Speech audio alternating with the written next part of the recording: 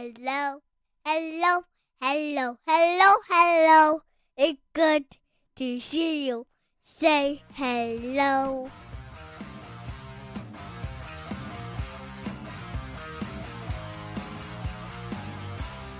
Welcome to the Huskies Hockey Podcast, the land of swoon season, and January junk continues for the men's team as they got off to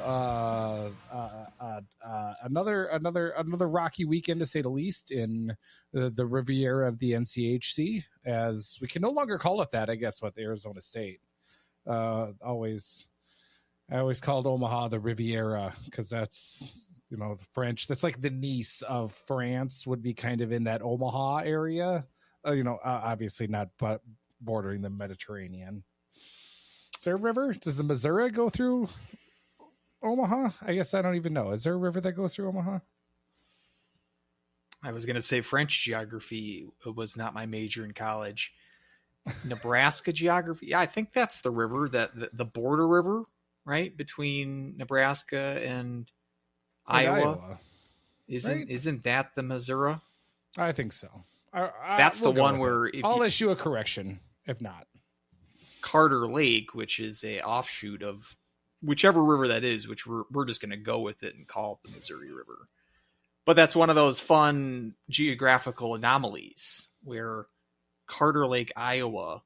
So if you fly into the Omaha airport, you pass through Carter Lake, Iowa. So it's like as you're going into Omaha proper, you go into Iowa. The signs will say, "Welcome to Iowa."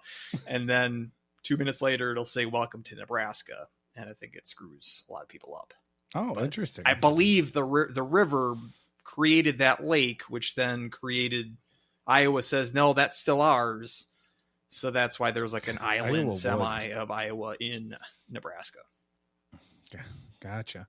Well, before we get to the weekend, usually we don't start off with questions, but I will say that DMTR Gaming said we're going to need to extend the whiskey review section to distract us from this painful season. So you're going to do 2 countries? So I thought about it, but then I just decided just to keep it at 1, keep it consistent. Where are we drinking? If this slide still continues to happen, maybe I'll up it to 2 or 3. I think I'll give the people what they want, right? I'll hold you to that. Yep. So this is a single malt Irish whiskey. So we're in Ireland for this one. So it's kind of a more clear yellow color to it, so not nearly as dark as I would think, but let's go ahead and try it out, shall we? He's going for a taste. He's mouth feeling it. A bit of a grimace there. No, I accidentally splashed some up into my nose. That could have been the grimace. That burns your nose. This is going down really well. This one has got a really good even feel to it. I realize I should probably say the name of Country Works. We don't need names. You'd probably stumble over the pronunciation anyway. That's true. It's if you want to give it a shot, go ahead. Yeah, it's like I don't remember what it is. So to hell with it.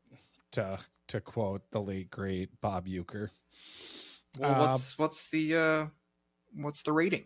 What's the rating on this? I forgot. What was my scale? Was it out of 100 or was it out of 5? Was it out of 10? It was 1 to 10, but with decimals. Sure. Okay. Gotcha. No, this would, I would say this is an 8.5. 8.5. I think that makes it the clubhouse leader. This is the leader in the clubhouse. Yep. Do you like Irish whiskey in general then? Bushmills, Jameson? I do. It's not a style for Irish coffee is like the only preferred mode of consuming Irish whiskey, but you seem to like it more so than I do. Yep. I like Irish whiskey very much. Also, Redbreast is another one that's very common. It's also very good. Red Best 12. Usually, if that goes on sale, knock it down about $10. Usually, I get it. That's a really good one. So, what are you drinking? I saw you had a can of some sorts. I'm drinking a mistake. I drink. I like the seltzers as just something that's not too heavy when we do these. I don't want to be too drunk when we do these shows. So the Topo Chico, I've had these before, but I didn't look at the box this time good enough to see that these are the margarita line of hard seltzers, and I am not a fan of margaritas. So, but this one, they're still flavored. So this one's pineapple flavored, and it tastes not too margarita-ish. So Okay.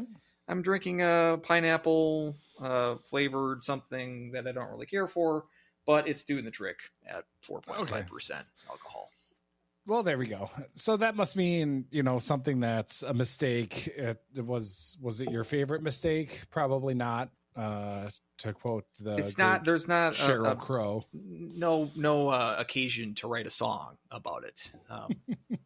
It's a very forgettable, not very memorable mistake. How about that? Doesn't it's not as catchy as the Crow would have it. Yeah, it's really that's an underrated banger. Sheryl Crow is my favorite mistake. I haven't heard that in a while because usually, soak up the sun and then you go Picture with Kid Rock. You go with that for Sheryl Crow. Maybe All I Want to Do.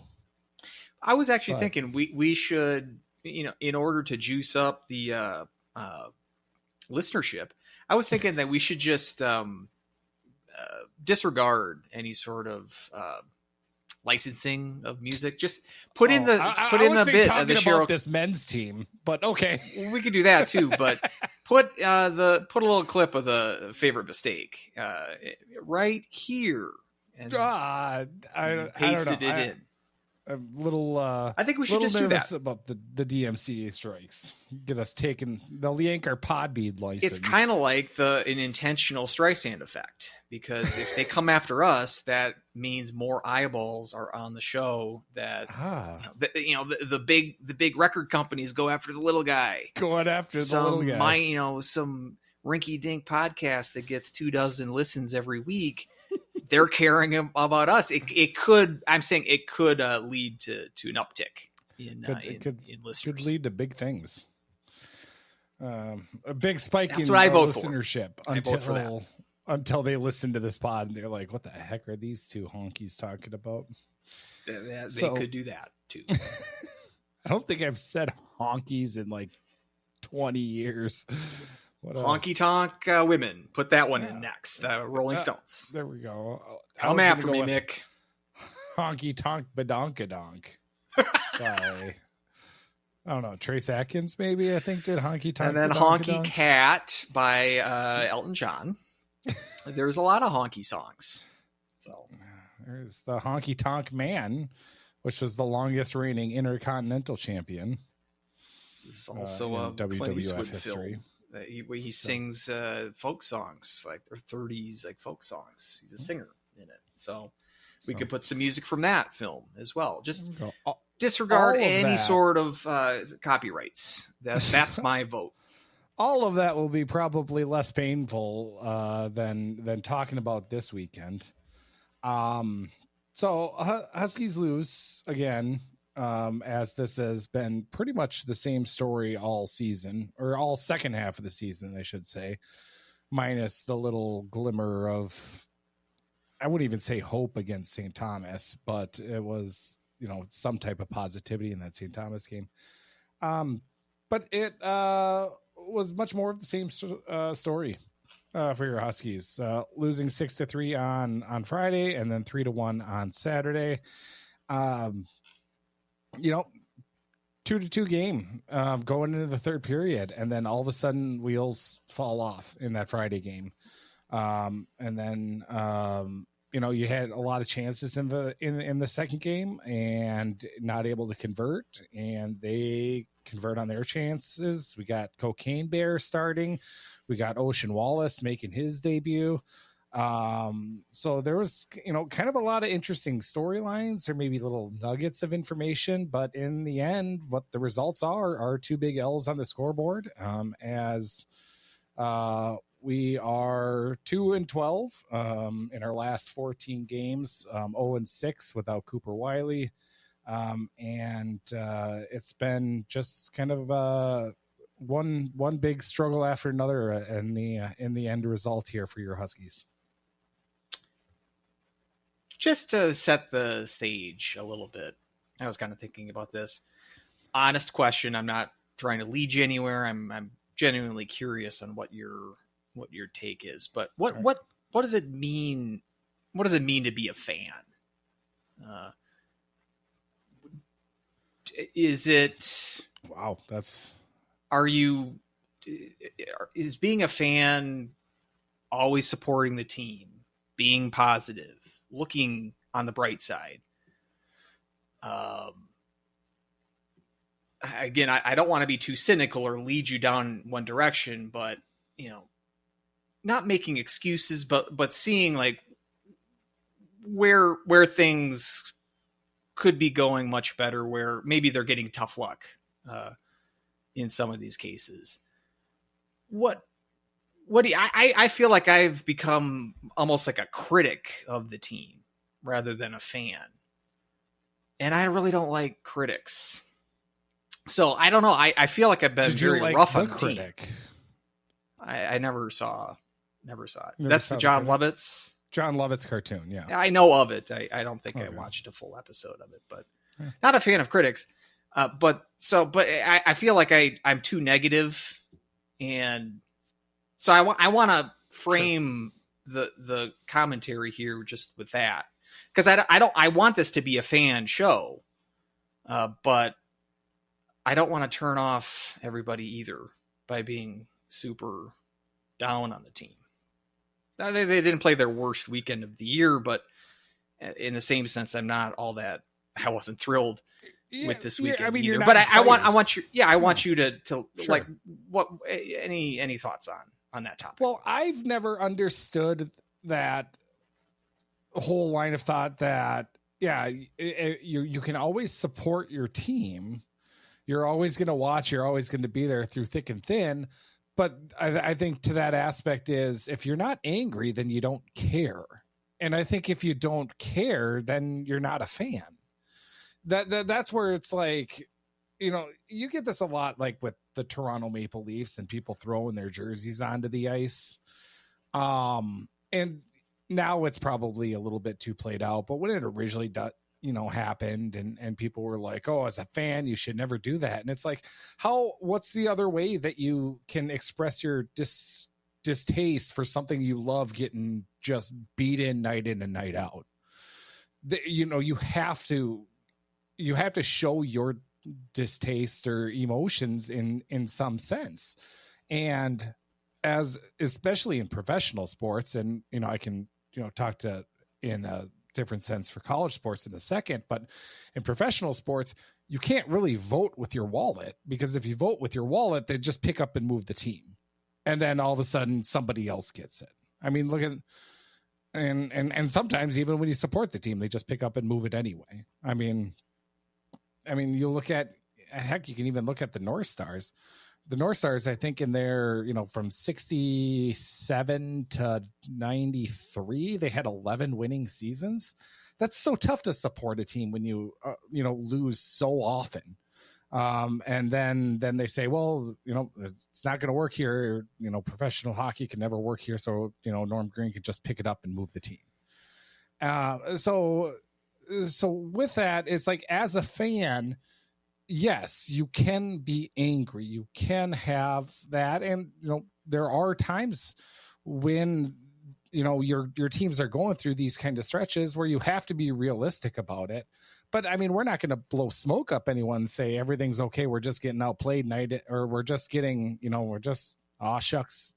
getting unlucky. And therefore, we're not as bad as things are looking.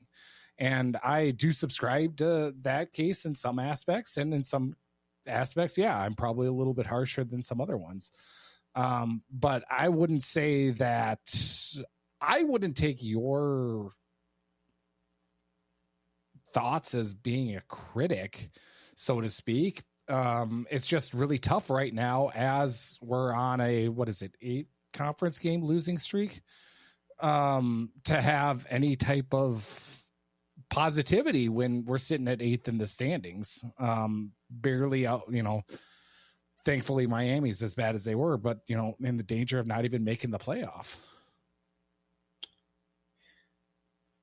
Yeah, I mean, I agree. I think we don't need to get into all of this pretty big topic, but there are some differences, I think, between pro and college fandom, just the nature of the beast when it comes to professional sports versus college sports. There probably is a bit of a difference there.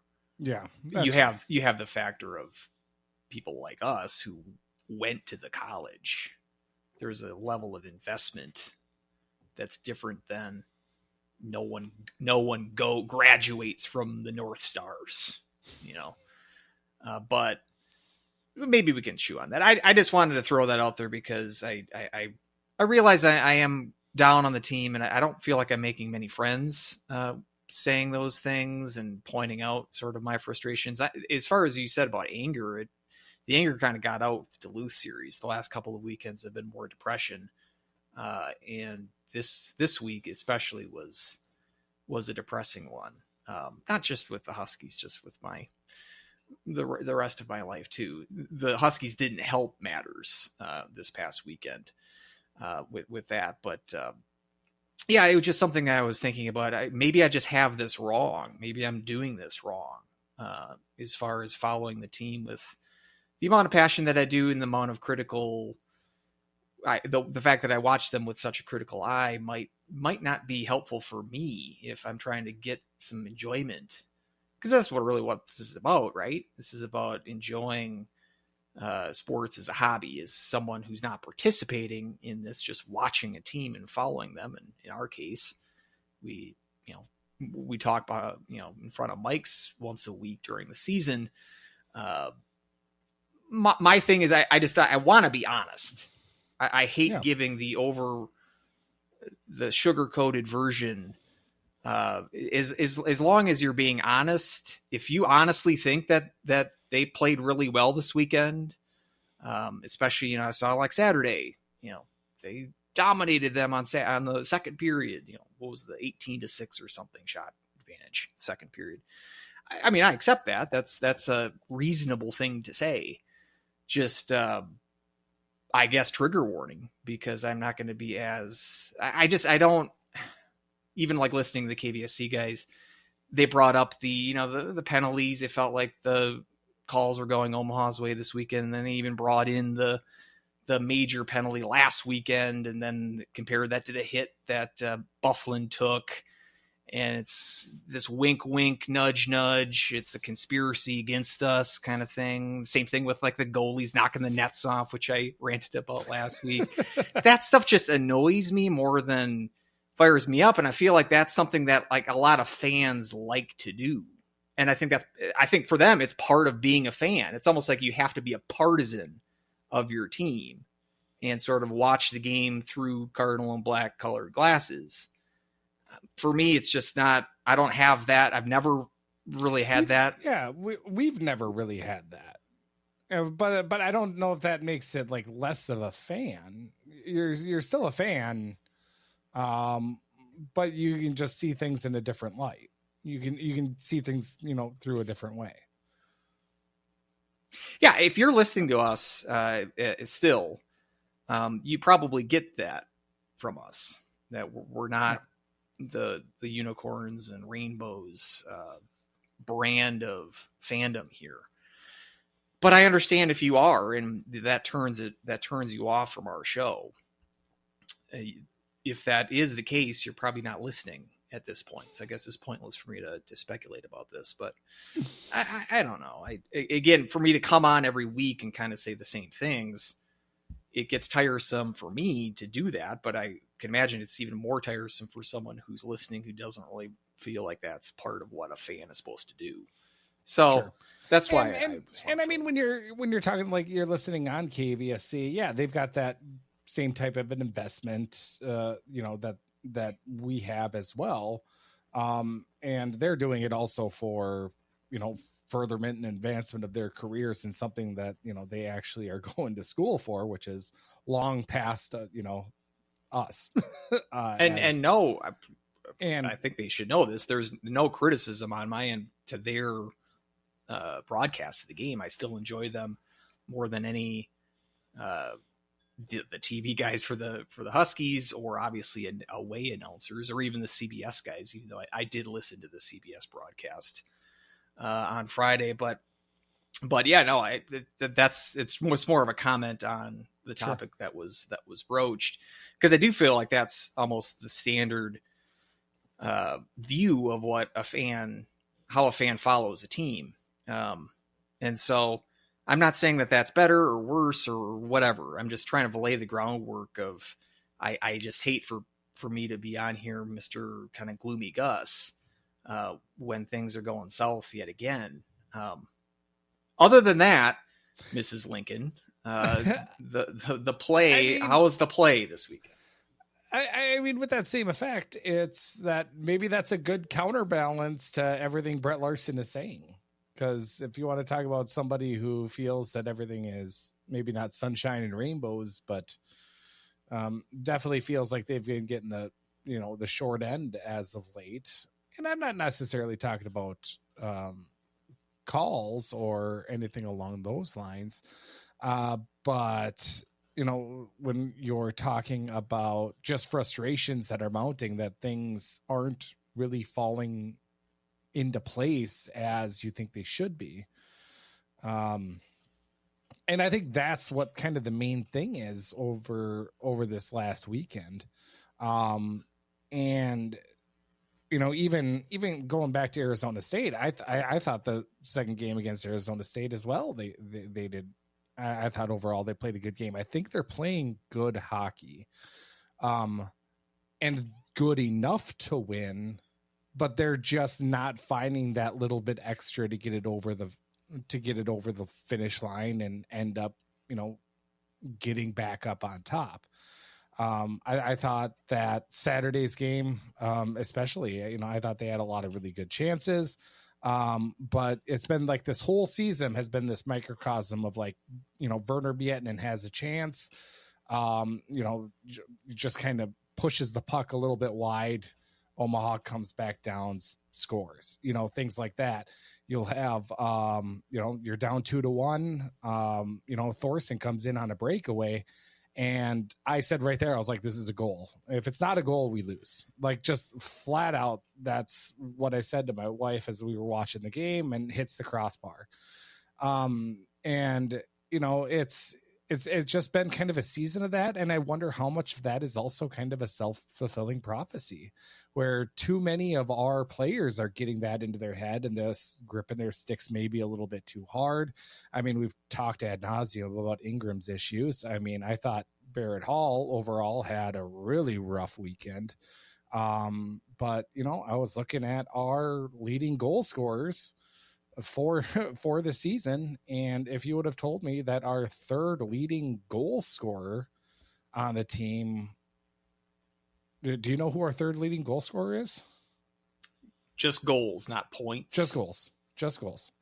I'm not looking at the sheet. Ashan? Grant Ashan. If you would have told me that, I would have been like, with how many? 5. Who's ahead of him? Like, Bernovic and Gross. And how many do each of those guys have? 10 and 8. Okay. Yeah, that's not good enough. I agree. They are probably getting snake bit. The bad luck is compounding for sure. You can come back with the Billy Zane, real man makes his own luck.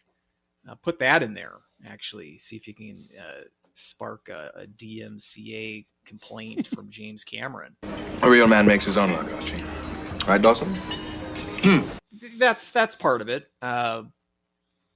It's mentioned this last week. It's you're not sinking decent offense. Again, you haven't gotten more than 3 goals here in any of the current dry spell that you're at. So it's not to say that your offense is thriving, scoring 3 goals max in any of these games, but you're still not sinking those 3-goal output with good defense, like you did on Saturday against Omaha, at least 2 goals and then their empty netter.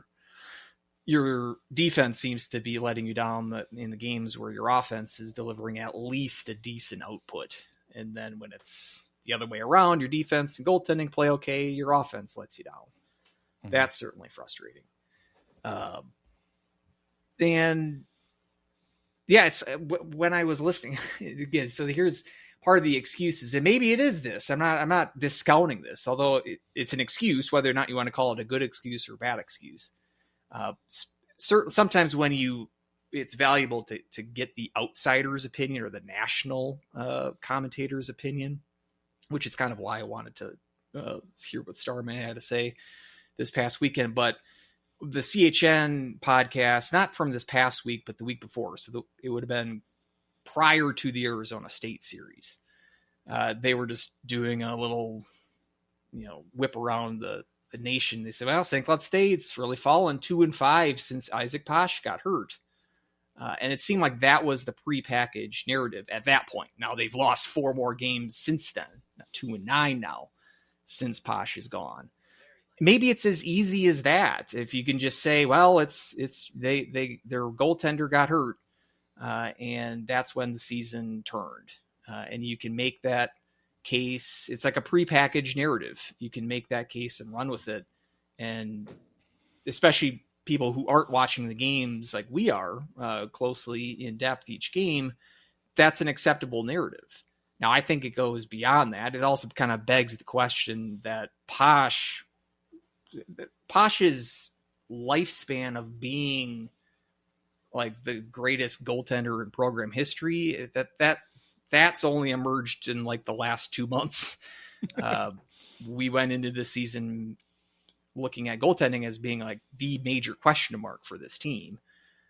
It's convenient, I guess, for him that his great stats are they've been sort of preserved in amber since the time that the injury took place. I mean, his goals against has been .938 since late November, early December, whenever the injury occurred. Those aren't going to change until he takes the ice again. So you can look at that and say, well, we'd be having this .938 save percentage goaltender in all these games. But as we mentioned, Enright was doing fine. It was really all up until the last couple of weekends here where goaltending has sort of reared its ugly head. I can't imagine that Posh. I mean, there's maybe a game or two in that, let's say the 8-game conference slide. A couple of those games, I'm sure if Posh is playing the way that he had been the first couple of months of the year, you might have been able to snag 1 or 2 more wins out of that group, which might be that prop you up several spots in the pairwise at this point. We probably wouldn't be as gloom and doom if that were the case. I'd also like to point out that that .938 save percentage against not the best competition. I mean, the only team that he beat in that stretch that's currently a tournament team is the Michigan game. But Bemidji State, they're buried in the 40s. St. Thomas buried in the 40s. Augustana's decent. Those games look decent. They're in the 20s in pairwise. Miami is one of the worst teams in college hockey this year, 62nd in pairwise. You played BC, and it's not like Posh played poorly in those games, but you didn't beat them. So, I mean, as far as signature wins, he really only has 1 of those in that 2-month stretch where he was really good. It's not like he was shutting out the best of the best during that time period. Again, it's just a small sample for us to just say, well, that's the reason here that since he went down, we can pinpoint that as being the turning point of the season, which is probably true. But all I'm saying is it's too easy. And I don't think it says, I don't think it really gets to the root of the problem. It's not just Posh here.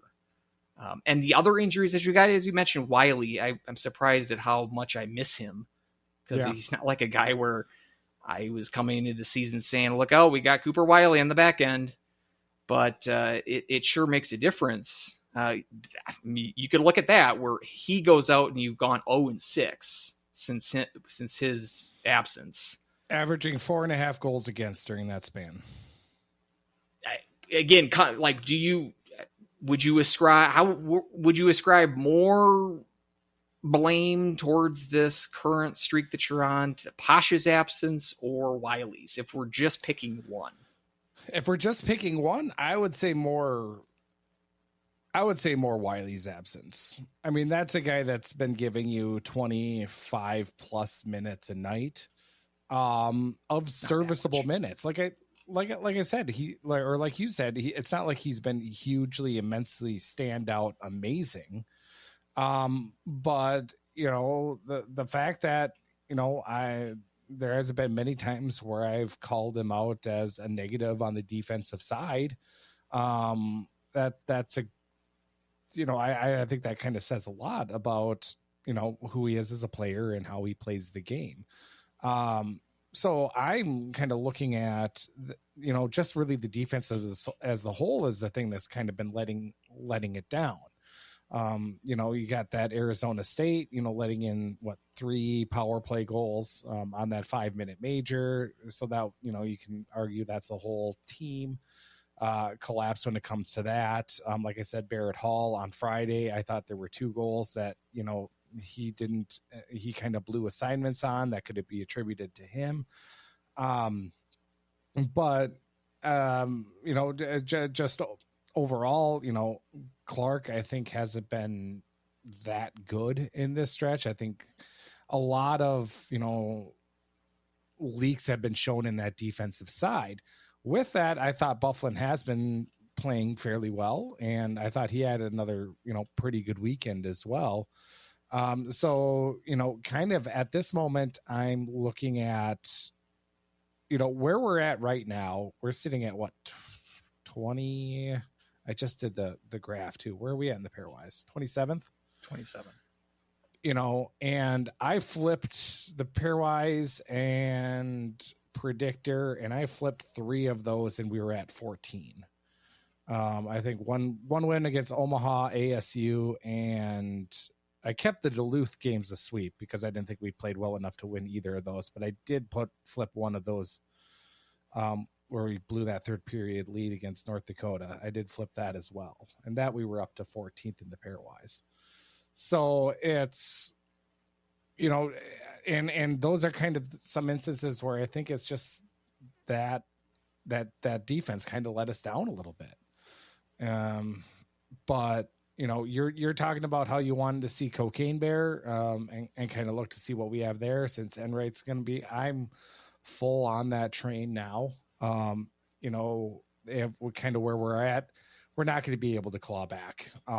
And right now I'm kind of looking to getting some of the young guys in and giving them more responsibilities and just kind of, hopefully they improve as the season goes on. Cause that's kind of where I'm hoping that the growth is going to happen and going to come from. And it's, more Jimmy Gray. I'd like to see more, we already took, if we take the red shirt off Ocean Wallace, put him in for Ports, or, scratched him immediately on Saturday. Take the red shirt off of him on Friday, and then he's out on Saturday. I mean, that was a bad penalty to take. I don't know what you barely touched it with it. True, it was ill-advised. Ill-advised. You still shouldn't stick out your elbow on a check. I mean, that's like checking 101. The fact that Starman wanted to make that a 5 was like, what? And he did the same thing with the Thorson play too later that period. Yeah, which I mean, the Thorson one, I don't know. I didn't care for that call, but But I think it's one of those things that was like, but by letter of the law, you could argue, but there was one camera angle was like, oh, he didn't get near him at all. So, but anyway, so I thought that was kind of an interesting, again, we talked about it yesterday, a 21-year-old you're going to redshirt him. That's weird in general to do. It was a too cute by half move in retrospect. Not that it hurt your season, but we're talking about injuries and Posh and Wiley being the biggest ones. I don't think we can say it's just all chalked up to injury, because we're talking Ryan Rosborough, Jack Rogers.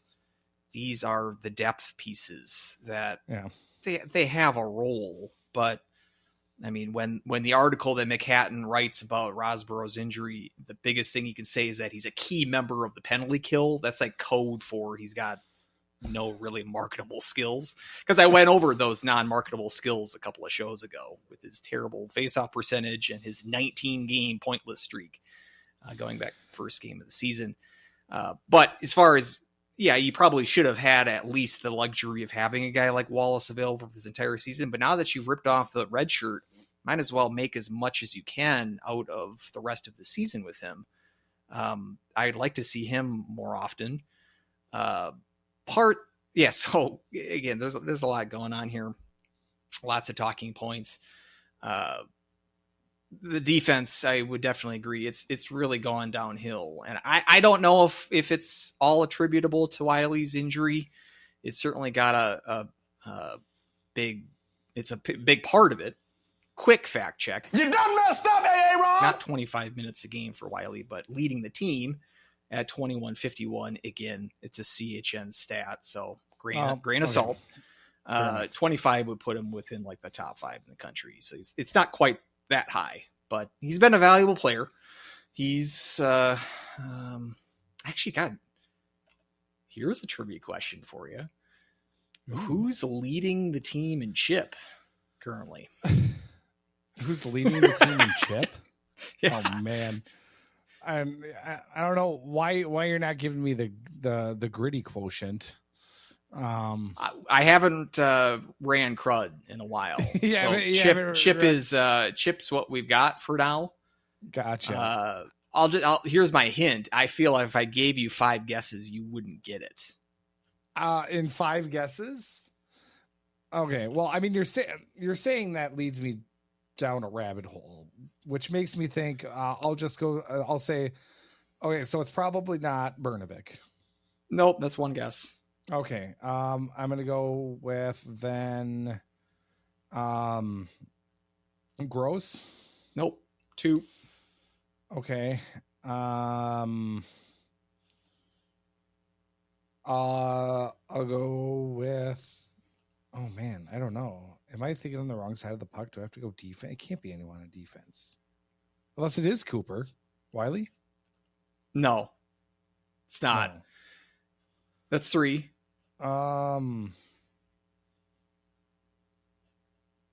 Is it Lidke? It is.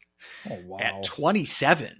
And Brnovic right there at 26.6. Well, because time on ice is a big factor of it. You'd think that, so Wiley leads a team in time on ice. Lidke's right behind him at 21.19 average time on ice per game, but Lidke's got more than double the chip. Wiley's only at 11.9 chip, so chip doesn't really care for Wiley. And again, maybe it's possible that he might be penalized by his injury, because I think that was part of it too. Like you suffered, like chip isn't necessarily like it's a team stat, all not just like his chip might be affected. What is Woden on? In each. It was just funny to me, because I'm like, again, talking about defense, I would not think that a defenseman would lead this team in any sort of category, much less a much hyped and ballyhooed newfangled stat such as chip. But there he is with Lidke. But yeah, Wiley's a big part of that, obviously. And, I've mentioned it again, beating a dead horse with Josh Singer. You brought up Warren Clark. We talked about him a little bit last week, and Clark's been more. I mean, this was a weekend where he's kind of like James Gray, where he only gets full weekends against Omaha. Clark, the only 2 weekends this year, he's played both games, and they've been both the Omaha series, the one in December and then this week. But again, according to Woden, Clark's only getting 7 minutes and 51 seconds of ice time per game, which we talked about a little bit last week. I'm like, what's your take on him? It feels like he's been a bit of a bust. I mean, he's, as I just mentioned, he's basically playing one game a weekend. The thing, like his mistakes, and I can accept the fact that his mistakes seem to be more kind of under the radar. Like, yeah, that breakout pass maybe could have gone to the other wing. It might have been a little ill-advised. I didn't really like his defensive play, his stick work here. Whereas like Josh Zinger's errors are like two spotlights come and diverge on Josh Zinger whenever he makes mistakes. Like the one in the Friday game where he crashed into Falk, his defensive partner, leading to an easy 2-on-1 goal for Omaha. He makes these just splashy, like obvious, blatant defensive miscues. Yet his ice time, other than the one game against St. Thomas, which you brought up in that recap, where he got like less than 10 minutes of ice time that game. Other than that, he's been one of the team leaders in ice time, consistent in the lineup, on the ice performer. That I don't get. Again, it's like I feel like I am harping on Zinger a lot, but it's because of plays like we saw on Friday, where it's just these like America's Funniest Home Videos footage, where he's getting either beaten badly. That one was a bad decision where he tries to make an offensive rush and then he just gets burned. There was another play too. You mentioned Barrett Hall, who I agree did not have a good weekend. It was the go-ahead goal on Friday where it was a board battle that he lost. Yeah. But I'm the whole time I'm like, where is the defense? I don't know if that was a bad change. It ended up being Falk and Bufflin were sort of scrambling to get back in the zone. I'm guessing that was a bad change. Again, it's because it's a CBS game. I can't go back to rewind it a little bit there. We only get the replay that they showed real time, and that's in the highlight package. But that one seemed to be one where it's like, yeah, why is Hall here the first to the puck there in a board battle in their defensive zone for the Huskies? I felt like I was like, where is the defense here? So there was plays like that where I'm just scratching my head, seeing how porous this defensive coverage can be at times.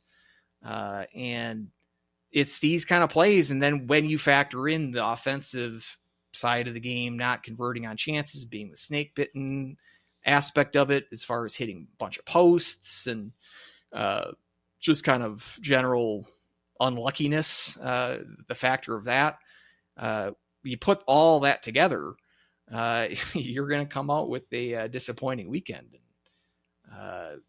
That's what we saw. And it's the third week in a row of this. And seemingly Wiley can't get back soon enough, to say nothing about Posh.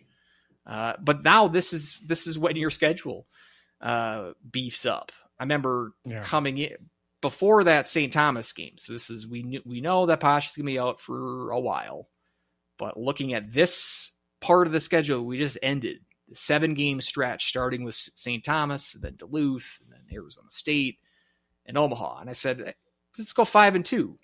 These are, and we look at even, Arizona State looks like a decent team, but Duluth doesn't look very good. Omaha don't look very good. St. Thomas, not very good. You can go 5-2 in that stretch. You at least like hold water at that point, because you were at that spot like 8th, 9th in pairwise, somewhere around there.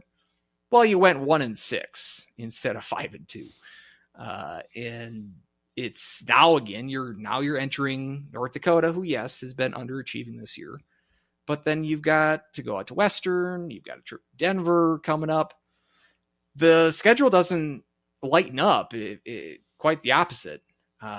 And now 5 points clear of 6/7th place, tie between Duluth and CC for 6th place and 7th place, but 5 points behind both of those teams. With the tough schedule coming up here, I think 8th place is where they're going to finish. I would be surprised if they finish higher than 8th. It would probably take a sweep of either Duluth or CC those teams that I mentioned are the closest to you in the standings, and you've got home series against them coming down the stretch. You're going to have to do that, like sweep one of those teams, and then probably hope for some good fortune in their other games in order to make that happen. But it's looking pretty bleak here. So I'm sad to say, I don't think that. I think we're going to be at 8th place when it's all said and done here in the conference standings, just because you go through this stretch, this 6-game stretch here to start 2025. Did not think it was the toughest part of your schedule, and for you to go 0-6, and now we've got North Dakota coming into town. This doesn't not great, Bob. No, I'm with you. Before we talk a little bit more about the North Dakota, as just overall thoughts, when you're looking at this Omaha team, because right now they're sitting in second in the NCHC right now, which is definitely not where we thought they would be. I think they're finding out ways to win games. I don't know how much I trust them like in a playoff scenario. So it's kind of an interesting team. But I thought, Harrison and Israelis, I thought he had another really good weekend for Omaha, especially after last year he played for Alaska. I remember him stepping up in that game as well. So he's been kind of a Husky killer against us. So just a quick little blurb on what you think about this Omaha team. And that just for my amusement, then we can get to a POW. Yeah. Am I well known for waxing poetic about how much I love this Omaha team? Not especially. I mean, they've been feasting on bottom half of the conference teams. And I mentioned this in our season preview. The only reason I didn't have them 8th and I had them 7th was because they had what I thought was the easiest schedule. So they're only playing Duluth or Denver and North Dakota one time, which were the 1-2 teams coming into the season. Playing Miami twice. So, I mean, they've won 6 straight conference games, but that's sweeping at home against CC, sweep at Miami, sweep against St. Cloud. And just mentioned those are 6th, 7th, 8th, and 9th place teams in the conference. They're taking care of business. It's something that St. Cloud can't say. And they also had a sweep of Miami at home earlier in the season. Their really only good win in terms of their conference games this year is a win at Arizona State, when Arizona State was not the Sun Devils that we think of now. They've got to, I mean, their schedule toughens up here too. They got to go out to Denver. Yeah. I'm really interested to see how. And Denver's kind of been big brother to them for years. Then they've also got to go out to Kalamazoo. They've got Arizona State again. They finished the season at North Dakota. If they want to remain in top half of the conference team, they've got to run through that gauntlet. And if they do, more power to them. They're a better team than St. Cloud is, I'll tell you that. Yeah. And at this point, I still don't. I mean, their non-conference is what's still sinking them because they just had a terrible non-conference. 0-4 against the CCHA. Swept against Augustana, lost a game to Lindenwood. Yeah. Not great. And that's what's holding them back. If you could run this customizer on them, they just turn around those terrible losses. Really just basically just the Lindenwood loss. I would be curious to know what the effect of that would be, but that's what's holding it back in the pairwise. But if they can, at least split their road games, they're probably going to be a home team in the playoffs. From my perspective, if St. Cloud's stuck definitely in the bottom half of the conference, I would be rooting for a matchup with Omaha because that's better. It's a better matchup than Denver or Western. Really, any of the other options. If they're going to be a top half of the conference team, I would be wanting to match up with them. But again, you'd still be not favored to win that series. And so if they're second, I would be pretty shocked at that. But yeah, I don't think they're going to end up there. But I don't think they're a great team, but they're playing well, and they're got taking some care of mojo. business, like you said. I mean, Right. you beat the teams you should, and that's definitely going to go a long way. So, Right. Do you got a Powell? Yeah, for some reason, I'm just going to give it to a coin. I was impressed by him. I don't know if he got a point on the weekend, but when he had the puck on his stick, he was making plays that maybe take notice. And in a weekend where he gets swept, sometimes it's those kind of players that I don't want to just see who got the points and who scored the goals. So I'll just kind of look a little bit beyond the box score and give it to a guy who I thought impressed me from a playmaking standpoint. So why not a coin? Go Huskies woo. He said he's going to go with Thor. Went from bottom pair scratch to listed up towards the top pairing.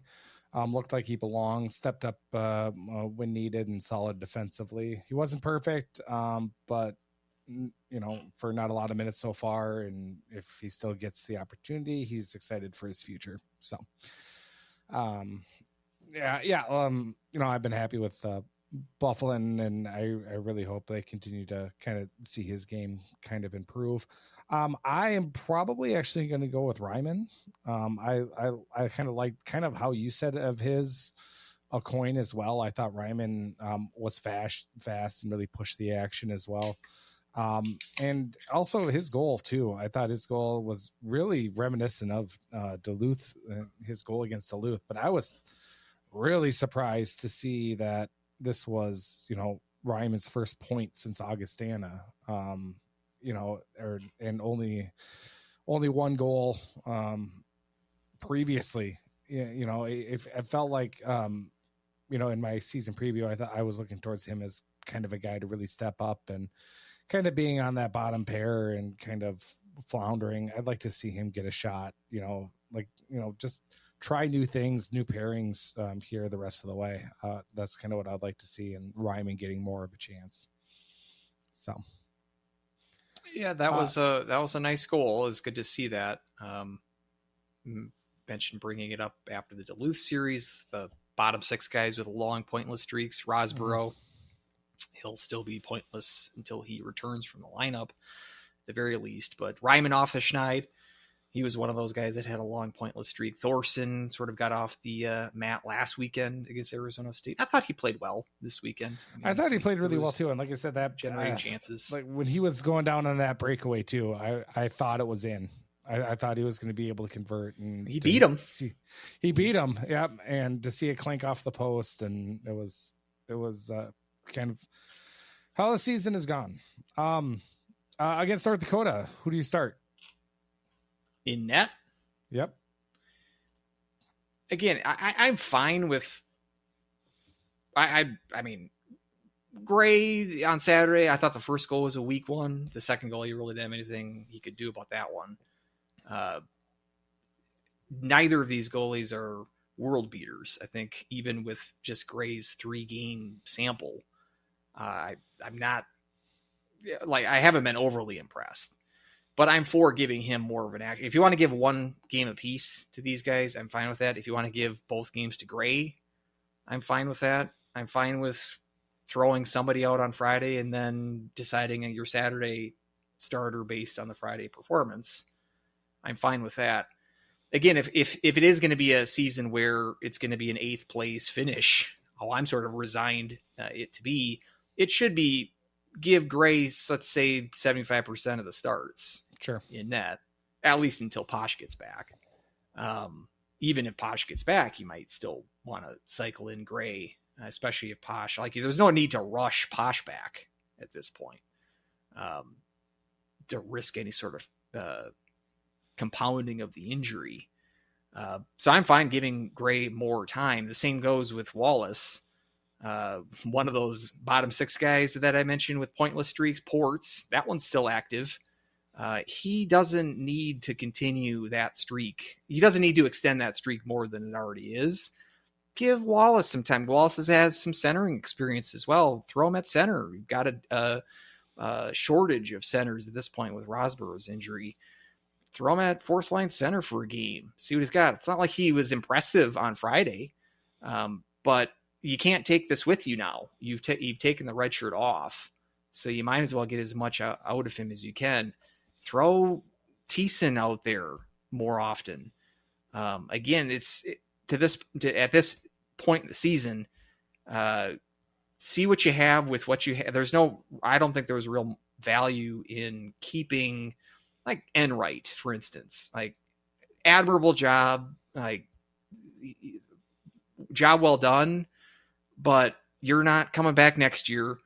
Mm-hmm. This is it for you, and we might as well see what we have for the future. If we can make something out of these the last 2 months or so of the season, by giving some guys some reps coming into next year who's going to be around next year, or you've got to play some politics too with the transfer portal, giving guys like Gray, who again, I don't think would be a huge loss necessarily if you lost him in the portal, but don't make that decision any easier than it needs to be.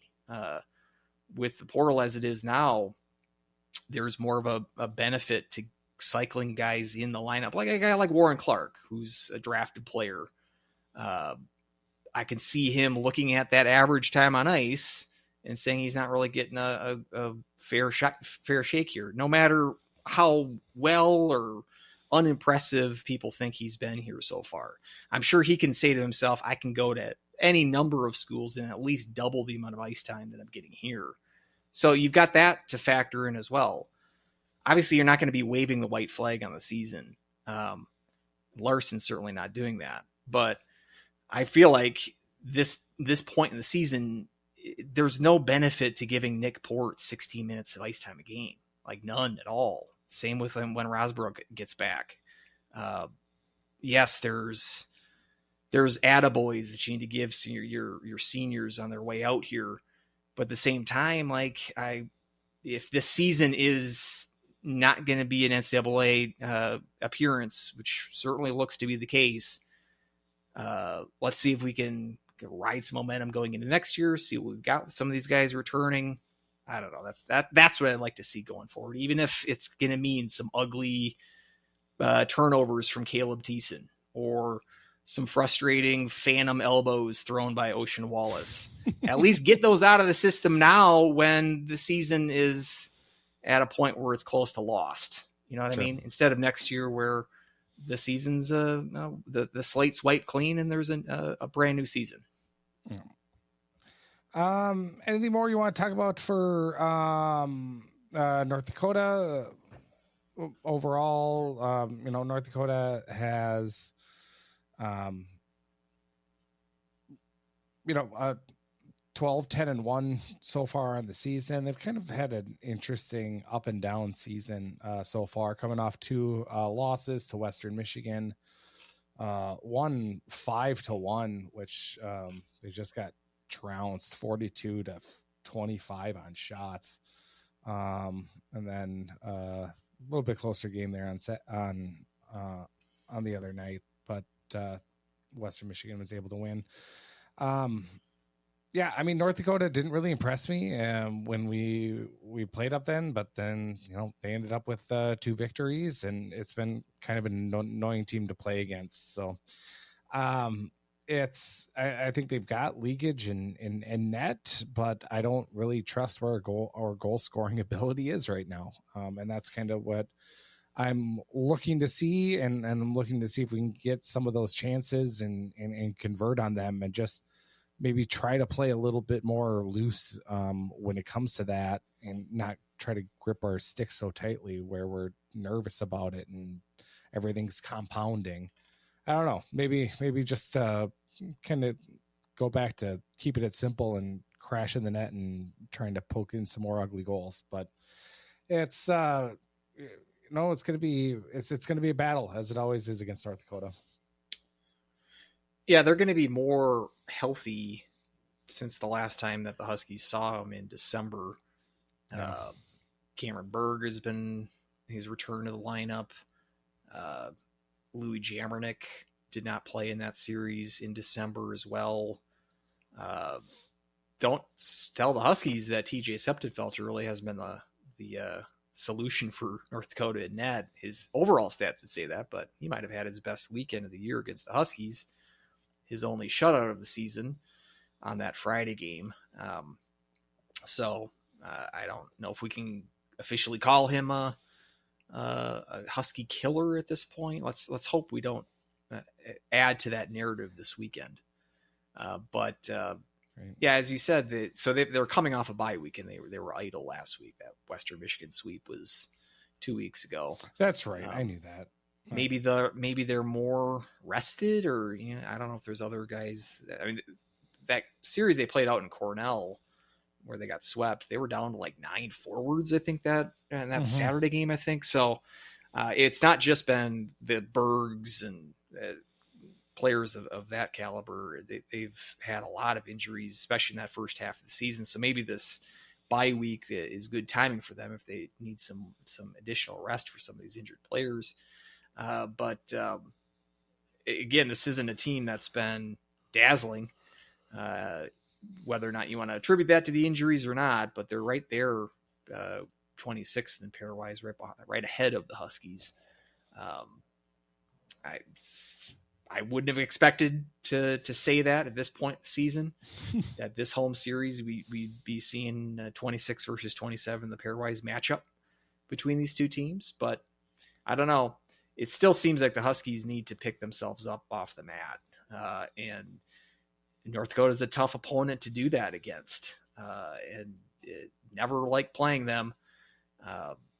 But this is a big weekend. Just need to stop the bleeding. I mean, that's number one.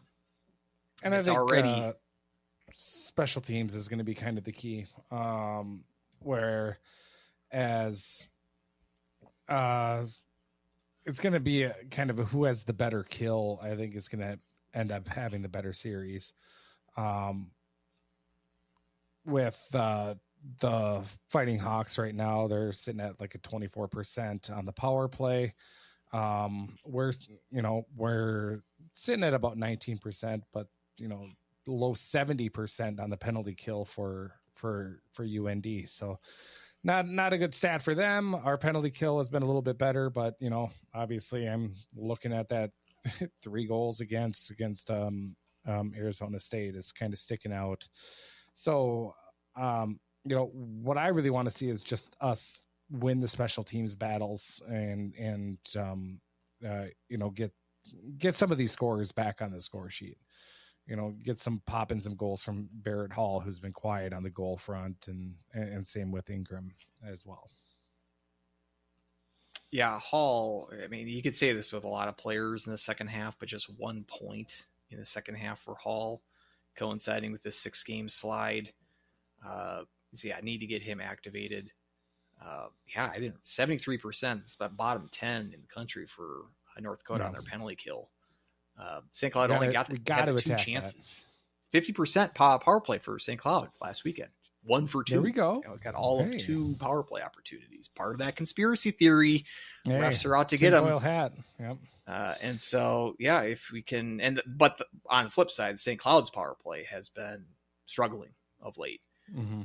It was about 90% for most of the year up until really, again, this 6-game stretch. That 3 power play goal performance on that major from Arizona State 2 weeks ago did a lot to damage that number. And Omaha had some success against the PK this weekend as well. So Huskies, again, it's like one of those things where I feel like the Huskies need to be more physical in general. But yet they take these kind of dumb penalties. Like, say what you will about the Wallace play, that just kind of came out of nowhere. It wasn't physicality that was in service of really anything, and he ended up getting nicked for a penalty to boot. And so I think that's part of the gritty quotient of the crud rating. Actually, is effective contact and physicality that serves a purpose. Let's see some of that this weekend. There you go. Perfect. Anything else college hockey wise on the men's side, or should we just roll right into the women? Well, you've got to mention UConn. Up to That's 4? true. Up to 4 in the pairwise. They are the big floater of the week as far as sinkers and floaters go. Because they were 9-4, and then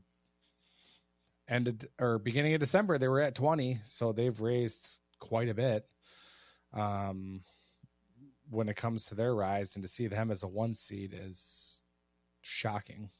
It feels like it's definitely not going to last, but I think McMahon put out the percentage odds of them making the tournaments at like 95% at this point. So they've never made the tournament. Their women's team made the tournament for the first time last year. Now it looks like the men's team is finally going to make it for their first time. I would be shocked if they remain a 1 seed. Just 14-8-2. Just 14-8-2, but typically that's not a record you associate with the number 1 seed in the tournament. But a lot of that, I think the heavy lifting is the Hockey East is, again, just doing really well. 1, 2, 3, 4, 5, 6 teams in the top 10. Yeah. Out of Hockey East. And it looks like they slipped 1 spot, but Wisconsin was up to 15 at one point after their weekend against Michigan. Under 500 still. Under 11, 500. 12, and 3. It could be happening. Well, there we go. Let's get this out. I was stretching, and they're Wisconsin rule update. Go Packers. And how appropriate would it be too that literally Wisconsin gets Wisconsin ruled out? I mean, it's like the rule was written for them, and if they're the right? first to be dinged by this rule, that's poetry. The reason for and the one to get dinged by it, that's just wonderful. It is. And then there's going to be some kind of confusing legislation that comes afterwards about how 3-on-3 should not count towards the Wisconsin rule update, and then we're going to have to talk about that. So because that is probably the main factor that they're as high as they are with the 6 overtime losses. We've mentioned that before. But there's no other than the Huskies turning this around miraculously. There's nothing more that I'm rooting for at this point. Because you want Wisconsin to move up, so they've got to win some games, but that the end result with them not making the tournament, which is just great. So there's no downside for that scenario to play itself out. So, the other Wisconsin team, since the Huskies played over in Madison, as the Huskies for the women's team ended up losing the first game, but tying the second game, and then forcing a shootout. I unfortunately was not able to watch or set up a replay. I had some family obligation for Saturday's game. It was a Saturday-Sunday series, but I watched most of Sunday's game, and including the overtime, which you tell me that you're going 3-on-3 against Wisconsin. I would say hold on and just hope that you can touch the puck, but definitely wasn't the case in overtime for the Huskies. 4-0 on shots, and all chances too were by the Huskies. I think there was maybe one chance where Wisconsin went down on a 2-on-1 but couldn't connect on the pass. So really good effort by the women's to get that second or to force the tie and get a big point, but also try to hang on to that pairwise as well, as you've been slipping a little bit as of late, but not to allow an even strength goal. You had to hang on a little bit, but just giving up the 2 power play goals. I was happy overall with how the women played this weekend. Yeah, it didn't start out very well on Saturday. First goal of the game for Wisconsin, the first minute, and you're kind of thinking, here we go again. We saw this with the much like at the Herb, and then St. Cloud finally scores a goal against the Badgers. They were shut out in both the games at the Herb earlier this year. Wisconsin scores immediately after that. So again, it's like you can still, like, at that point, I'm thinking, well, okay, we can adjust the time that St. Cloud has been tied with Wisconsin to like a grand total of like 37 seconds this year based on their quick strike. And yeah, some penalty trouble for St. Cloud in the middle of that game, and Wisconsin was able to pull away. The Sunday game, I mean, I watched the entire thing, but I will admit I wasn't watching it. I was doing some work in the background. But throughout the, I don't know, as the game progressed, I was more kind of curious. Like, Huskies are playing well. Like, it wasn't, and especially after they tie the game with Zimmerman's goal about halfway through the third period, my first initial reaction is, well, they're probably just going to like buckle down here and just do some like uber trap and just try to milk this game into overtime. I really don't think that was the case. They were dictating offense. Aggressive. Yeah. They were like dictating play against Wisconsin, which is not a role I'm sure Wisconsin has been in too often this year. And Wisconsin had good chances there towards the last part of the third. And as you mentioned, in overtime, I was surprised that they didn't record a shot in overtime. I thought one of those chances would have been a shot on net, but apparently not. And as you mentioned, the best chances in overtime were generated by the Huskies. Again, so you're thinking 3-on-3 with the Huskies. I thought Wisconsin. They had it when Gentry passed it to Wolf that was streaking in. I thought that was game right there. Yeah. Oh, and I wouldn't have thought that a 3-on-3 overtime between these two teams would have been as in favor of the Huskies as it was. So very pleasant surprise. Carrico played very well. I mean, when the game was still 2-1 for the bulk of the game, there was several chances that Wisconsin had that Carrico had to come up huge. Game could have been 3 or 4-1 by the time that the Zimmerman tying goal occurred. So you got to give Carrico a big part of the credit for getting this tie. But first time that an opponent has come out of Laban with any sort of points this year. We've mentioned how elite this Wisconsin team is. We didn't expect any points this week. I certainly didn't. And to come out, the shootout is what it was, whatever. But to come out there with a tie and a point against a team of this caliber, again, you hope, kind of like Omaha, where they were able to take care of business and build a little bit of momentum. You'd hope that coming into a series against St. Thomas this coming weekend, that you can use this as some sort of momentum going forward and finishing out the year on a high note. But I was very impressed with how the Huskies played this weekend. I mean, even just with Wolf's garbage time goal on Saturday in the first game, you can tell, again, it's kind of like those games against Duluth where they were getting those goals waved off at the very end of the game. The emotion that the players had feel like, yes, these goals aren't going to change the outcome of the game, but the team was sort of feeding off of that as sort of, we can use this as fuel. It's some sort of momentum to carry over in the next game. I think that might have been the case here as well. You could tell that this team just getting off the schneid and scoring 2 goals against McNaughton and the Badgers on Saturday boded well for them to play as well as they did on Sunday. And so this team hasn't given up. You can see that with this performance this past weekend. And it really didn't help you a ton in the pairwise. I was hoping maybe a tie against Wisconsin could have bumped you up a spot or two. Still at 13th. And it's still a long shot, I would say, to make the tournament here. But who knows? I mean, you've got a series this coming weekend against St. Thomas, which you should do well against. St. Thomas coming off of a surprising sweep against Duluth.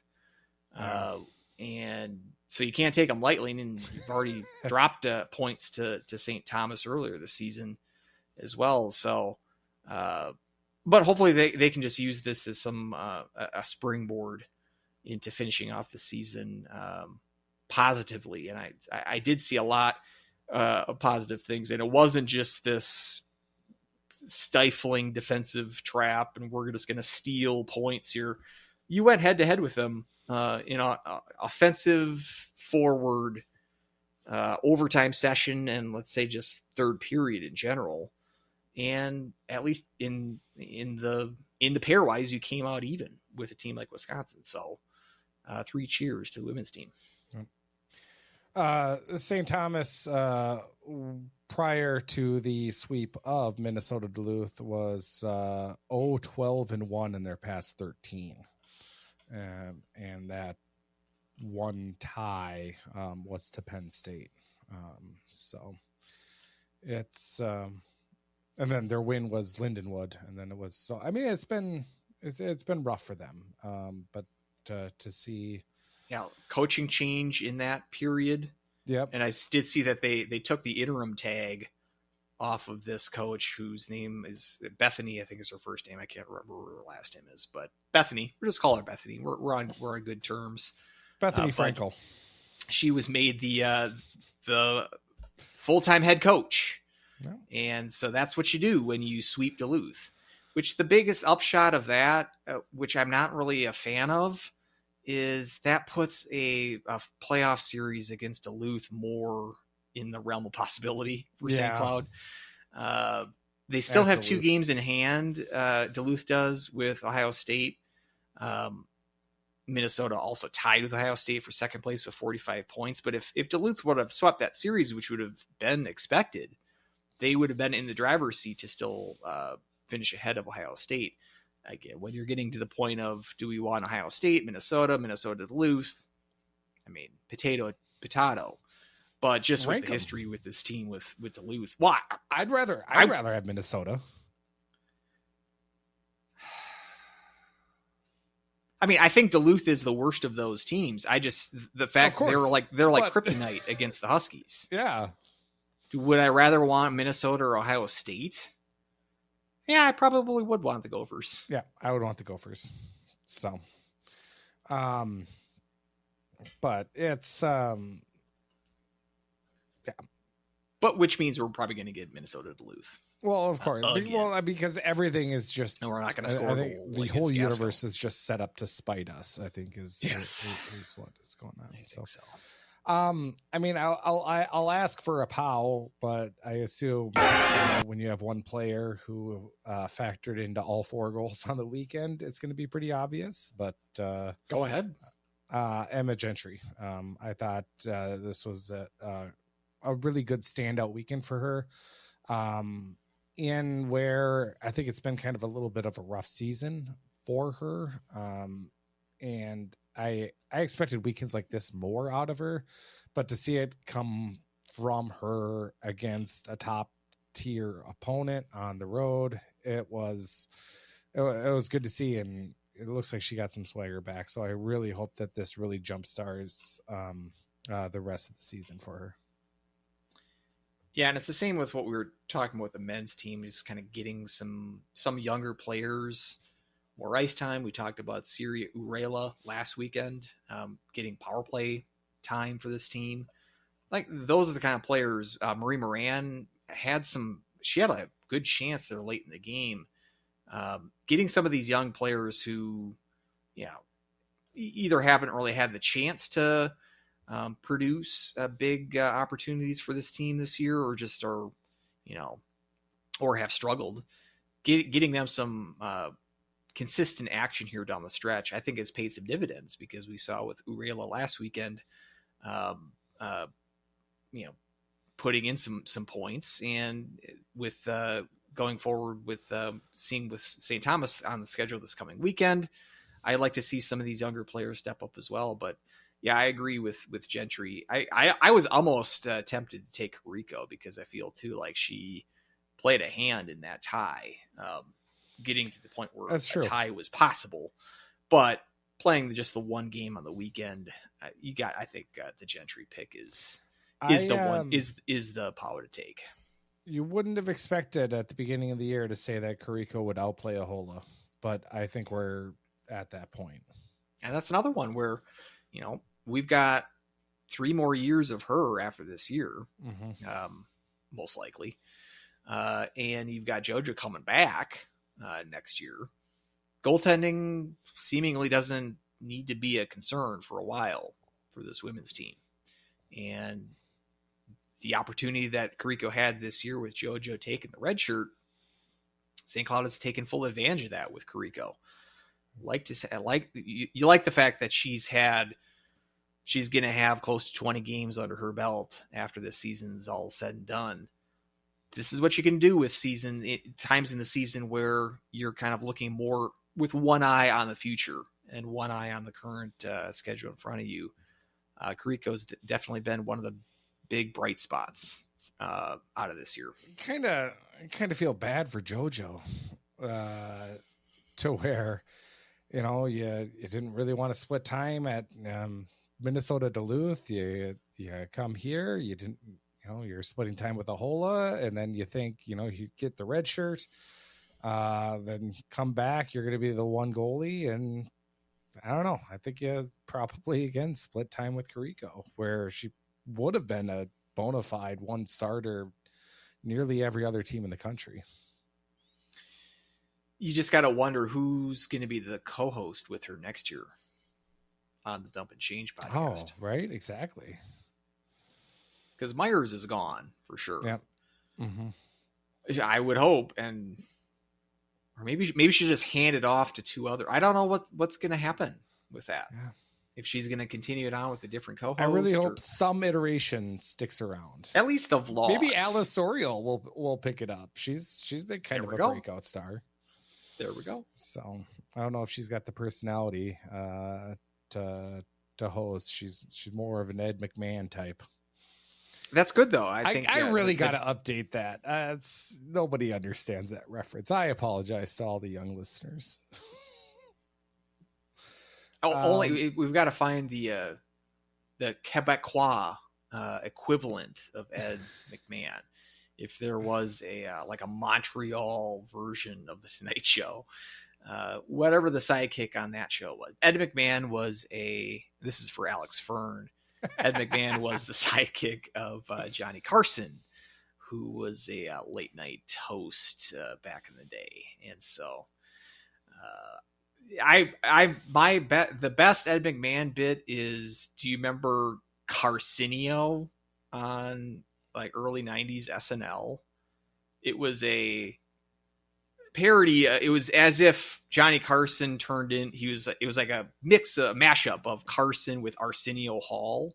Oh, interesting. And Phil Hartman played the Ed McMahon character. Oh. Dana Carvey was Carcinio. Google it, because right. the Phil Hartman, because they're all trying to it's for the young audience, so they all got the early 90s fashion, and they were still as square as they always were. It's actually really good.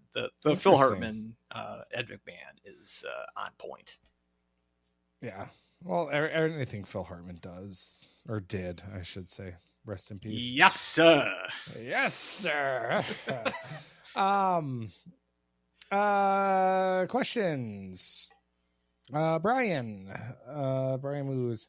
Through the rough stretch, there have been bad games played, but I would argue some of the guys' best hockey was played during it. Saturday versus UNO was one of the best games they played all year, in my opinion. Coach has had some overall positive when speaking to us, and frustrated that guys aren't getting rewarded, creating a lot of chances, and I tend to agree. What do you think of the opinion of Larson and I, with SCSU sticking out like a sore thumb in 8th place in the NCHC? Is it too late for them to make up ground? Second answer first, in my opinion. Is it too late for them to make up ground? It depends what you mean by make up ground. If you're saying make up ground as in get to home ice, I think that's done for. I think we're too far back. We don't have enough games, and our schedule isn't in our favor. But can we get up to 7th, maybe 6th? Sure. And that might lead us to a little bit better of a situation of a team who we're playing for the playoffs. But That's I don't know what like the ceiling of this team is kind of where I'm looking at is in 6th place. Yeah, I'm just looking at the stand. So you're 6 points behind home ice. Denver and North Dakota are tied for 20 points, but they have 2 games in hand. They've got 2 games in hand, right? So no, so if you sweep Dakota this weekend, you've tied them. But again, Dakota still has 2 games more to play than you. Yeah, you're 14 points behind 3rd place. You're 15 points behind Omaha.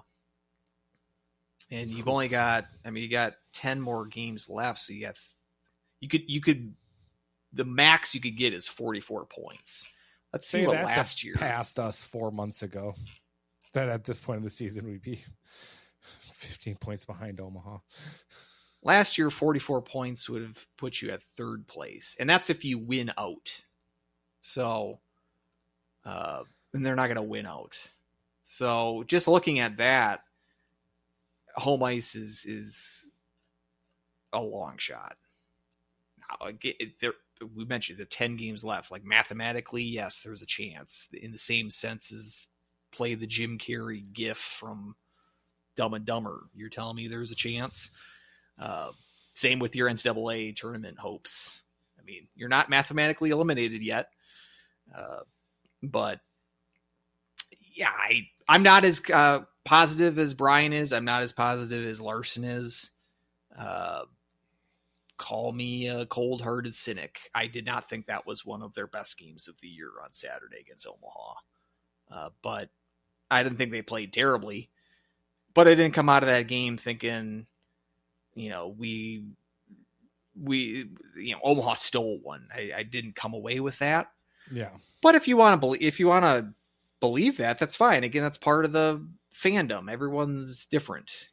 You're allowed to have a disagreement with us for sure. If you want to think, some of the metrics will agree. Not if you want to be right. You got to agree with me. Yeah, slight. You outshot them. You outpossessed them. You've got stats to back up your point. And so I'm not going to really argue with you too much. I just I don't necessarily agree. Yeah, and that's where it comes to. It's like when I hear that they're playing their best hockey or their best games, and what you said I think really rings true about do you feel the other team is stealing from us, or do you feel that Omaha got away with the victory against St. Cloud? And I don't think anybody would think that was the case. I thought I've even said a couple of times during the stretch that I don't think they're playing terrible hockey, but other teams are just converting on the chances and we are not. And yeah, that is frustrating. But at the same time, you got to put the puck in the net. You got to be scorers, and this team doesn't have enough. They're trying to make extra plays or extra passes or just shooting it wide, drilling it into people's shin pads. It's just, there's been enough calamity of misfortunes, where it's been frustrating, but there's been a lot of broken down plays too that other team has capitalized on. I mean, I look at Arizona State that weekend and they put up a lot of goals, and a lot of them were just breakdowns, that we caused. So, yeah, I don't think it was their best game. I didn't think they played overly poorly, but I didn't think they played good enough to win. And I think in this conference and in college hockey, and especially with how the parity is going to get even more so with the CHL being opened up, there's going to be a lot more of that parity, and there's going to be a lot more of these results to where, people who have had traditionally good last 10 plus years are, might be on the bottom half of the standings every once in a while. So I think this is going to start even be the new norm.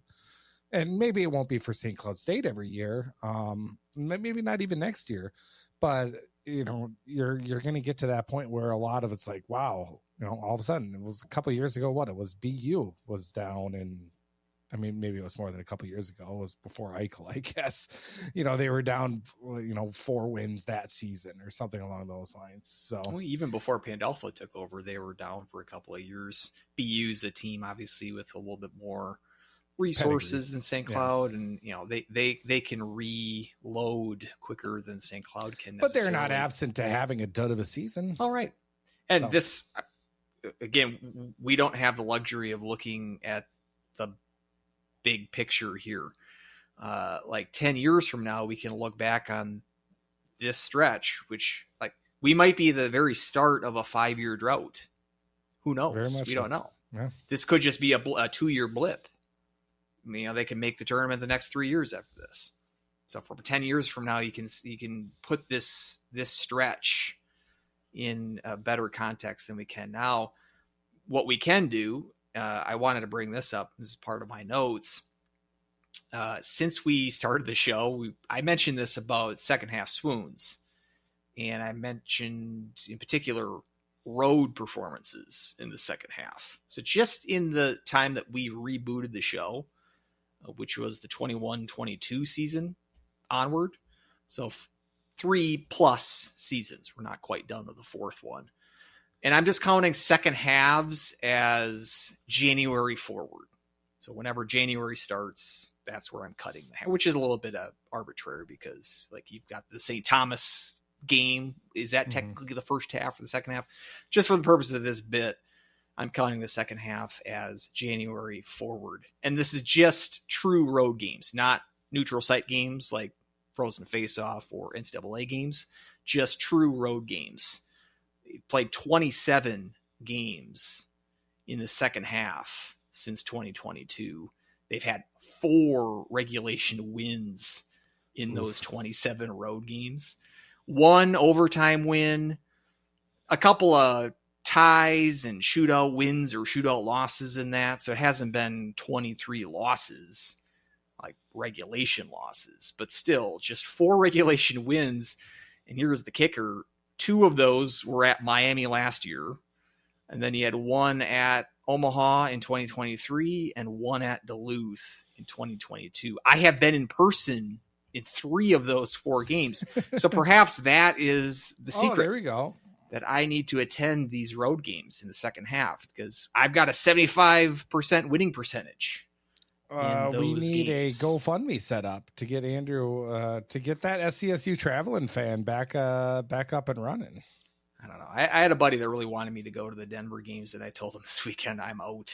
I can't in good faith. They're not the St. Cloud Huskies. The men's team is not a product that I'm willing to plunk down several $100s to consume at this point.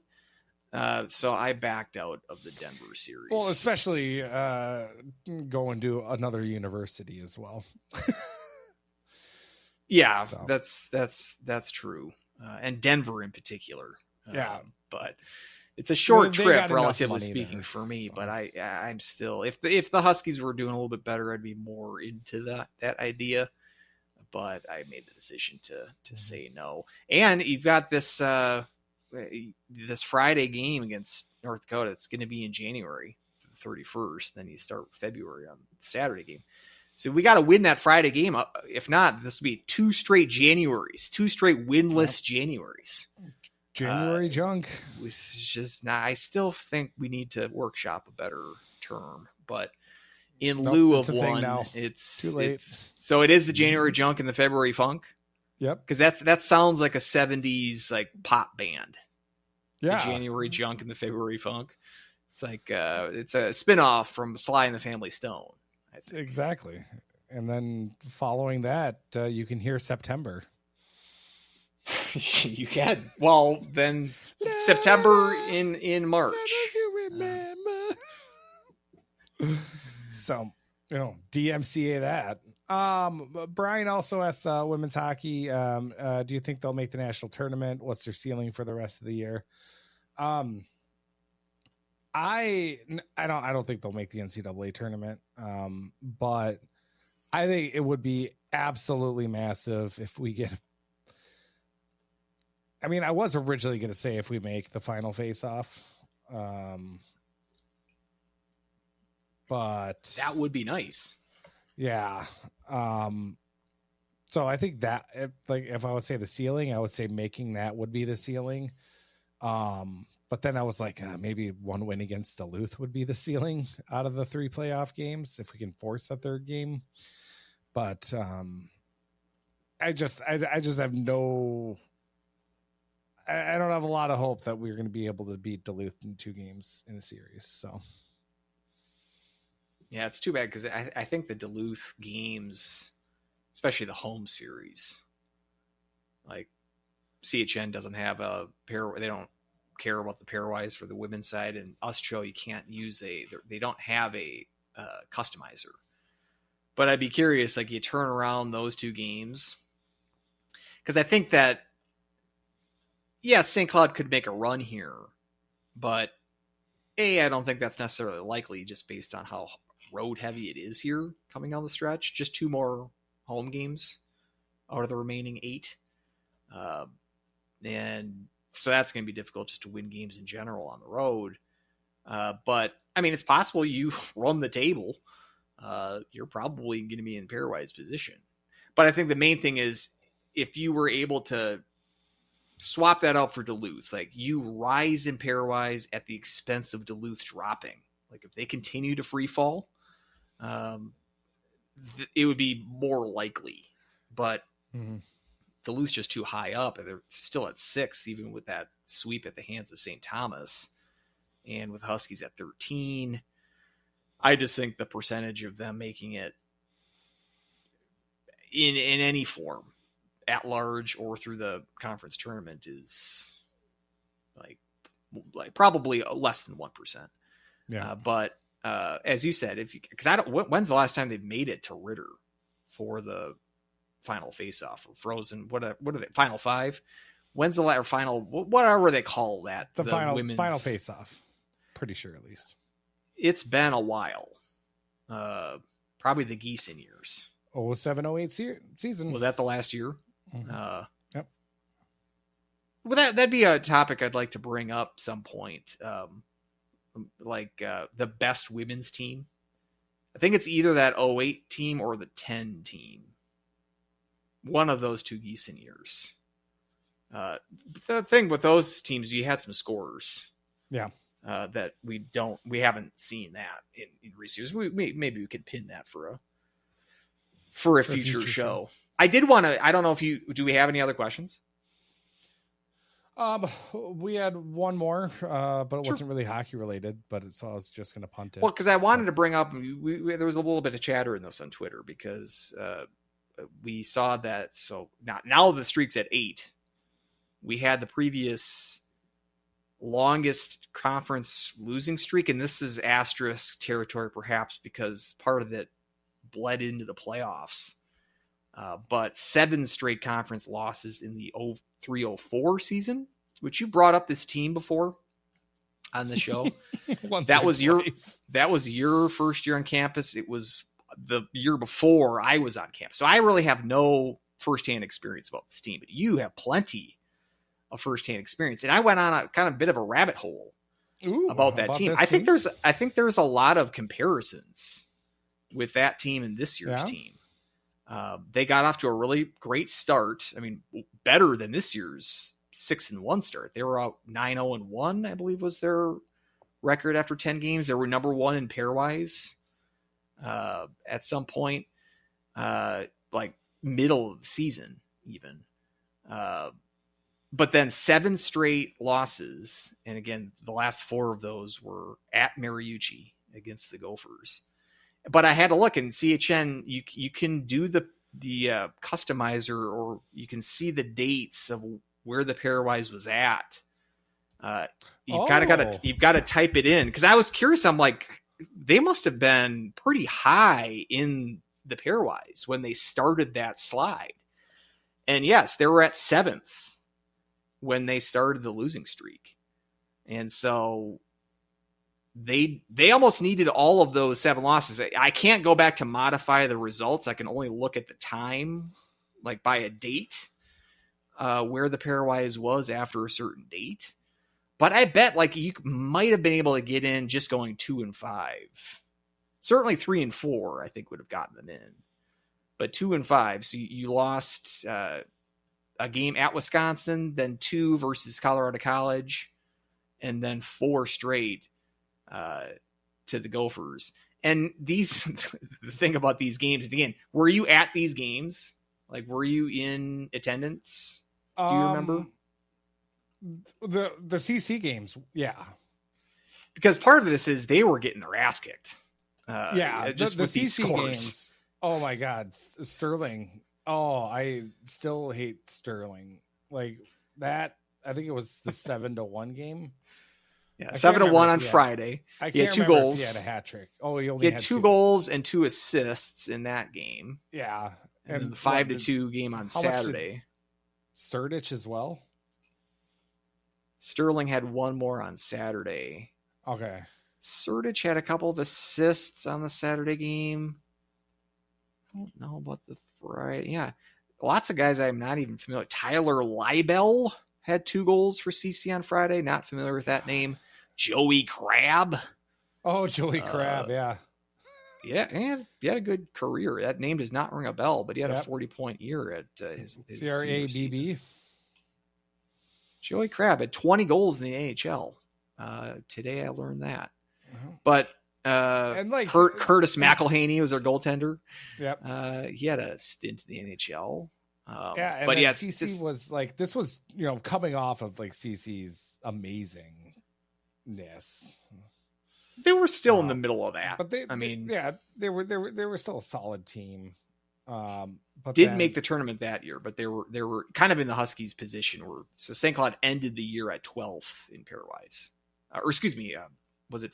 I had it up here. This was in the team under consideration. Yeah, this was the Tutcliffe period. So they ended at 17th, and CC was the first team out at 14th. They also had a very good start to the year, but then tailed off. Didn't tail off in that series against the Huskies, as we mentioned. But Wisconsin made the tournament. Minnesota was a 1 seed in the tournament that year, and again, 4 of those losses were to them. That was, Ryan Patolny, Troy Riddle, I think, was on that team. So this would have been the first year after their back-to-back. So they would have been going for 3 straight at this point. Obviously, it did not happen. But this would have been too. So this is Denver's first of their back-to-backs. CC, as we mentioned, Danny Ehrman didn't make it, but CC ended up beating Denver in the WCHA playoffs. So Denver didn't even make it to the X, but then they ended up winning the entire the NCAAs, which is a bit of a quirk. But because we mentioned like the scoring drought for the Huskies this year, trying to compare it to past teams that had offensive struggles. And I'm like, was that 04-05 season, which was my first year on campus, which I remember as being a team that really couldn't score. And I thought that was the year that Iannazo led the team with less than 30 points. But it was actually this 03-04 season. He led the team with 27 points. But what was weird is that they still averaged about 3 goals a game. They weren't like a terrible offensive team. They just really spread out their offense to a degree that is strange. I mean, they had 16 players have double-digit points, but their leader in points was just 27 with Iannazo. I think goaltending, too, really hurt him. This would have been the Adam Cool year. Yeah, Adam Cool. The Duluth transfer. But then he had some Boron and Montgomery Jimmy starts. Boron and Monty, yeah. But it seemed like it was one of those... It kind of similar to this year where you're not being able to sync up your good offense with your bad defense and vice versa. Like I'm just looking at a series he played against Mankato, 8-5 win and a 7-6 loss, in which there was some blown leads in those games. They gave up 7 goals in 3 of those 7 straight losses to end the season, and then also a 6-1 game. Again, just the wheels seemingly fell off the bus come late February.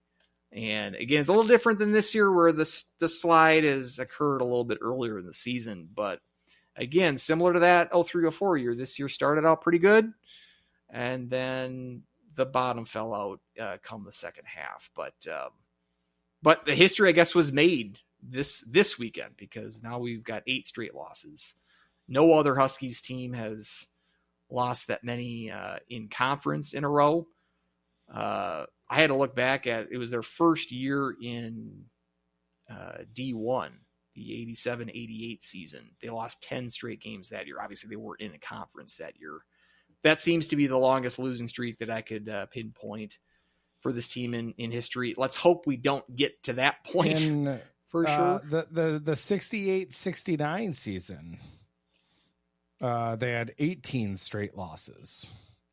Oh boy, CHN doesn't even go back that far, but I see 67 and 68, they were 1-18, and then followed it up with a 2-18 mark in 68. The 2-18, we were 2-0, and then lost the next 18. Oh, yeah. So, but yeah, let's hope we don't get to those kind of levels. Let's stop the streak in its tracks this weekend. But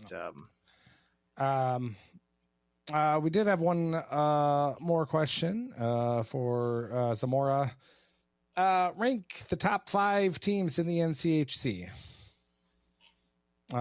If you were to rank them in whatever order, he has it as Denver, Western, Arizona State, Omaha, North Dakota.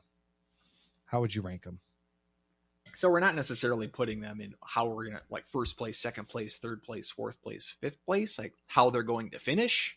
Like, we're just doing a power rankings of how we think. Andrew power ranking. I can't remember what he just said, but I would still put Denver number 1. Did you say Western and then Arizona State? Correct. I'd probably, I would probably have that for my top 3. Yeah, I would put Omaha. I probably wouldn't put Omaha in the top 5. Let's say North Dakota. Let's say CC. Because I'm a huge Omaha lover. So that's what I'll say. It gets tough after the top 3. Really after the top 2. I mean, we didn't even mention the CC, who's been playing almost as bad as St. Cloud has. We're down 4-1 with about 10 minutes to go at Arizona State, looking to get swept. Arizona State winning the Friday game. And then CC rattles off 4 straight goals to win that game, cooling off Arizona State. I mean, Arizona State would be in first place if they would have finished out that 4-1 lead they had. So it's the thing about hockey. I guess that streak can stop at any moment, and it could start at any moment. Maybe this vault CC back into life. Wakes them up a little bit. What would be your top 5? I would have it as Western, Arizona State, Denver, North Dakota, Omaha. Say that again. Do what from the top? Western. Mm-hmm. In my opinion, looking at Western, I don't see any reason you'd put them anything other than 1. Arizona State, they swept Denver earlier this year, and they've been hot. Other than obviously letting in 4 goals isn't great, but and then I have Denver, North Dakota now that they're healthy, and then Omaha last. From my perspective, but like in a game, would you have Western or Denver? Denver, because basically what I'm saying, where I'm coming from is any NCHC team, the only team I could see winning a national title is Denver. I really can't see Western winning a natty this year. Denver seems to be playing like they're like the Warriors. Like they don't really care about the regular season. I think they wake up when postseason starts. So they might be 3rd or 4th place in the conference this year, but I would still put money on them over any other NCHC team in the NCAAs. Gotcha.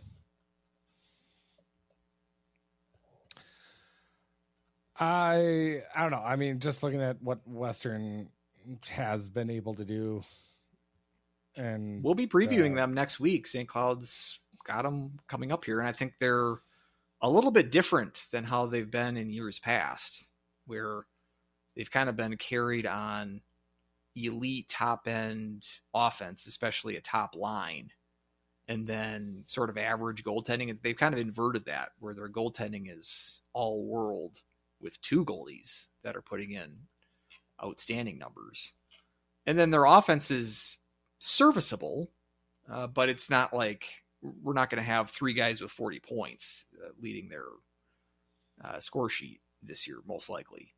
So it's a little bit different, and maybe that bodes better for them.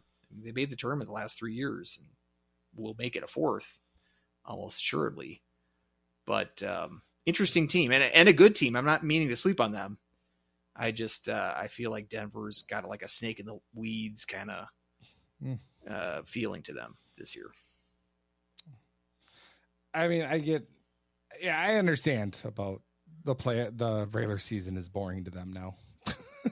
When you have had so much success. So anyway, that about does it on this episode of the Huskies Hockey Pod. Weldie at More Clappers, MOAR, More Clappers. Andrew, you can find him. Andrew, SCSU Mosey for Hobie. You can always email the show, huskieshockeypodcast@gmail.com. Suggest some bumper music. Anything's out there now. The sky's the limit. That's a song, right? Anything. You guys got some ideas? Notorious B.I.G. There you go. Biggie, the sky's the limit. So yeah, let us know what kind of music you want, and we will play it. We will. As long as Weldie can figure out how to plug it in, because I can't do that. I mean, I can. He's plug our tech it guy. in. He's our IT guy. So the producer, podcast assembler, editor. Put it Yeah, put right. it on the background, like sync up the hello. Keep Clara, but put some Poison behind it. You know, put some Def Leppard behind it. Like, I think we could have some fun with that. I think Clara could have some fun with that. Let's get Clara really into Avenged Sevenfold. I think that would be great right now for her. So, and about does her. Until next time, go Huskies. Woo!